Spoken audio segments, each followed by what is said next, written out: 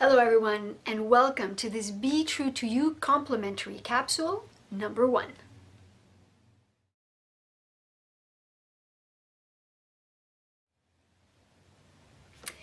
Alright, so this capsule, as I mentioned in the introduction, is a complimentary capsule to the Be True to You download, for which I will provide you the link below.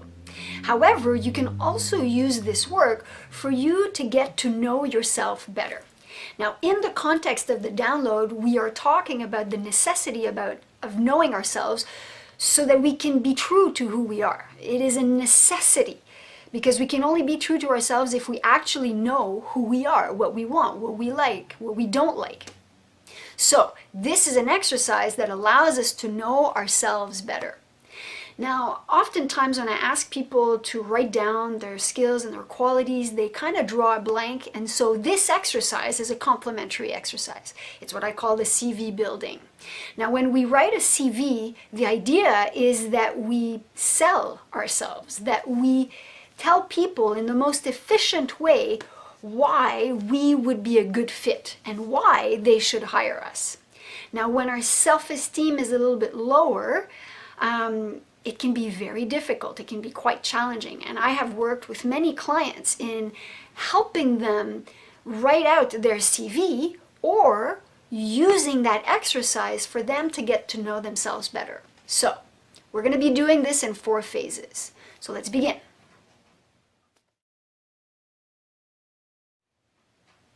So for our first phase, I would like you to look at your current job. Now, you might not have a job, you might have had a past job, or you might be looking for a job. So in any cases, this is the section that is job related.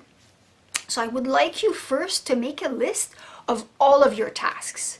What is it that you do? Now, I remember doing a list like that and realizing that I had 4 very long pages of tasks and things that I've done. And so when we do that, we realize that we do a lot more than we thought we did. So if only for that, it's worth it. But what we want to do with that list of tasks is pretty much take each task and break it up into qualities and skills. What type of personality traits do you need to be able to accomplish those tasks? And what are the physical, technical skills that you need to be able to do this work? So for example, if you were to do data entry, well, to do data entry, already you need to be able to type. And not only type, you need to do it fast. You also need to be accurate. You need to be very into the details and making sure that you're very rigorous, and you need to be very efficient, right, to make sure that you enter the data properly. And just there, you already have 5 to 6 skills and qualities such as being patient and calm and focused, right? Those are qualities. You might also need skills for Excel. And if you don't know Excel properly, you might have needed to learn it. And if you did need to learn it on your own, then that means that you are someone who learns on their own. So all of these skills are extremely important. And for every task that you do, you can actually deconstruct it in qualities and skills. Another way to get this information is through your job description, which will usually say what you will need to do, as well as the qualities and the skills that you will need to accomplish them. You can also check out your evaluations, which will tell you what are the things that you do well and what are the things that you need to improve. And that is also extremely important when we're getting to know ourselves, so that we can put the finger on the things that we need to do better so that we can feel better about ourselves. Because knowing ourselves is good for us to be true to ourselves, but fundamentally it is also what is needed for us to strengthen our self-esteem, so that we know that we are actually a good person, that we are worthy of having a job, that we are worthy of having friends, of being in a relationship, right? Of having good in our lives. So knowing ourselves is extremely important for that as well. But last but not least, you can also look at job postings, either of jobs that you already had, that you have, or even jobs that you would like to have, so that you can know what you need to work on, but also the qualities and skills that you need to put in your CV so that it matches, the job that you wish to have.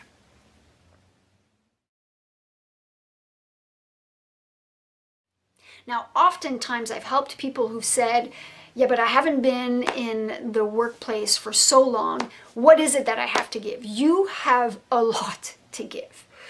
You need patience. You need to be responsible.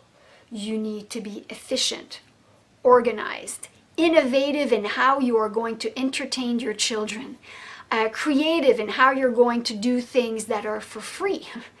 You are a profound multitasker, I am sure. Cooking, cleaning, keeping things tidy, and your capacity to adapt is also extremely important, right? So if you were to take a moment to sit with yourself and list all of the things that you do in a day, and how organized you need to be to take the children to school and their activities and prepare dinner and do the market to have the food. It's mind-boggling, everything that you do. So please never underestimate your role as a stay-at-home parent.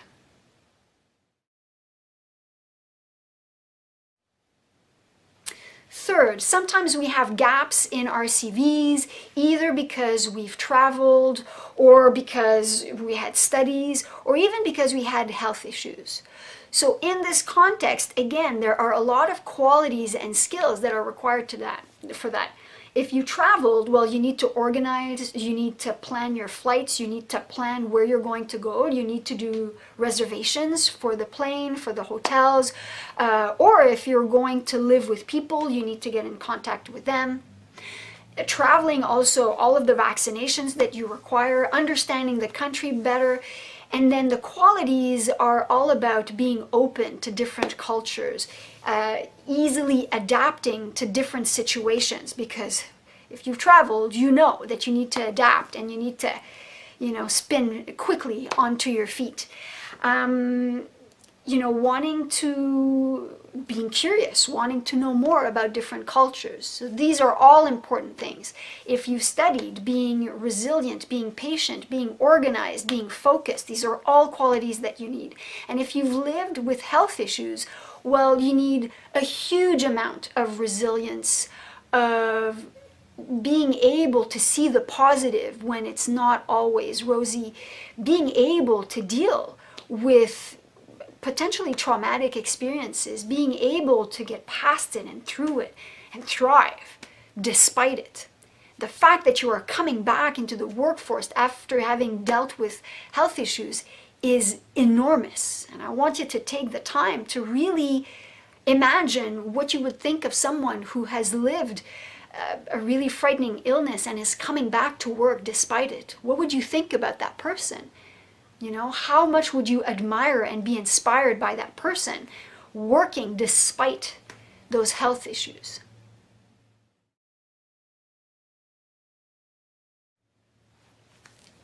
Now, in our last section, if you've done volunteer work, there is also so many skills and qualities that are there. There is being generous and having empathy, being kind, taking initiative, being organized, being a team person, having a team spirit, working in groups, being responsible. And in skills, have you written documents? Have you printed documents and then passed them around so that people would know the organization that you've worked for? Have you been at events? Have you organized events? Have you been at events to welcome people, to help them through the events? There is so much work that we do that we don't even realize. And it's really, really important that you take this time to really take stock of what you have accomplished. I am sure that you have accomplished a lot more than you are giving yourself credit for. So I hope that by doing this exercise, you will get to know yourself better. The joy of this is that you don't have to send your CV now, but that concept of being able to confidently say who you are and what you're capable of is extremely important in the job market. And it is extremely important for you to build your self-esteem, to build your confidence, and to develop your capacity to be more assertive. So I hope that this video has helped you in knowing yourself at least a bit better. please, before you go, like, share, and subscribe to our channel so that you can always be made aware of all of the new and fantastic videos that we are about to put up. Thank you so much for watching. I look forward to seeing you next time. And in the meantime, stay safe, stay strong, and stay true to you.